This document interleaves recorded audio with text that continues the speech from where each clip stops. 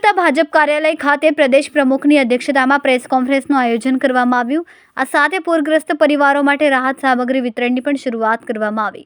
સુરત ભાજપ કાર્યાલય ખાતે યોજાયેલી પ્રેસ કોન્ફરન્સમાં પ્રદેશ પ્રમુખ સહિત ભાજપના આગેવાનો ઉપસ્થિત રહ્યા। પ્રેસ કોન્ફરન્સ બાદ પૂરગ્રસ્તોને રાહત રૂપે જરૂરી સામગ્રીનું વિતરણ કરવામાં આવ્યું। મોટી સંખ્યામાં ભાજપના નેતાઓ અને કાર્યકરો રાહત કામગીરીમાં જોડાયા। ભાજપ કાર્યાલયથી ટેમ્પા મારફતે રાહત સામગ્રી અસરગ્રસ્ત વિસ્તારોમાં મોકલવામાં આવી, જેથી જરૂરિયાતમંદ લોકોને તાત્કાલિક સહાય મળી શકે। આજે પ્રદેશ ભારતીય જનતા પાર્ટીના યશસ્વી અધ્યક્ષ આદરણીય શ્રી જગદીશભાઈ વિશ્વકર્મા સાહેબ સુરત ભારતીય જનતા પાર્ટી મહાનગરના કાર્યાલય અહીં આવ્યા છે।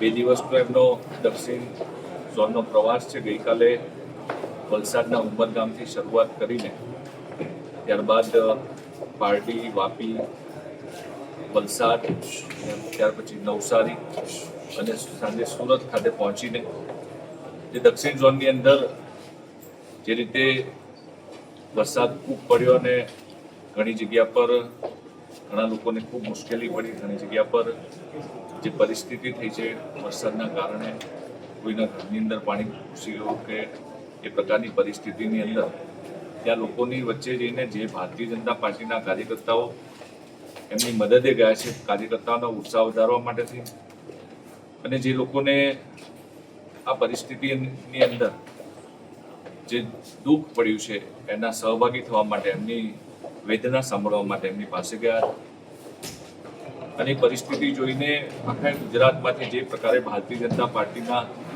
વિવિધ કાર્યકર્તાઓના માધ્યમથી, વિવિધ સમાજના લોકોના માધ્યમથી જે પણ મદદ મળે, જે પણ સેવાકીય પ્રવૃત્તિ થાય એના માટે થઈને જ્યાં જ્યાં જે વસ્તુની જરૂરિયાત છે એ મુજબ નવસારી જિલ્લા ભારતીય જનતા પાર્ટી અને વલસાડ જિલ્લા ભારતીય જનતા પાર્ટીના અમારા બંને પ્રમુખો જે જરૂરિયાત છે મુજબની યાદી બનાવીને અમને સોંપી છે।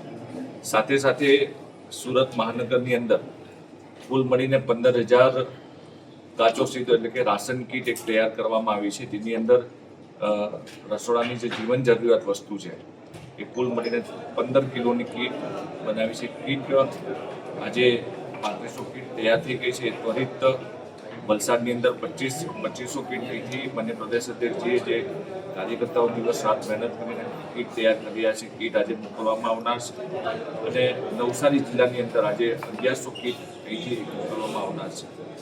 ઘણી જગ્યા પર તાલપત્રીની જરૂરિયાત છે, ઘણી જગ્યા પર ધાબળા અને સાથે કપડાની પણ જરૂરિયાત છે।